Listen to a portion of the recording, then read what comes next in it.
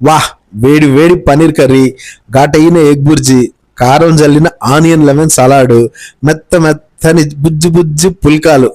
ఏముంది, లంచ్‌లోకి మంచిగా నిమ్మకాయ పిండేసుకొని, పచ్చిమిర్చి బాగా దట్టించి చేసిన ఆ ఎగ్ బుర్జీని చపాతీలో కూరి, అందులోకి ఇంకాస్త పన్నీర్ కూడా కలుపుకొని, ఓ ముద్ద కలిపి నోట్లో పెట్టుకొని దవడకి నవిలేసి ఆహా! సూపరు. టేస్ట్ అదిరిపోయింది. అడ్రస్ గుర్తుపెట్టుకోండి. గూడూరు నాయుడుపేట దాటినాక తిరుపతి రోడ్లో వస్తుంది. ముని రోహిత్ దాబా అంట, ఫ్యామిలీ దాబా.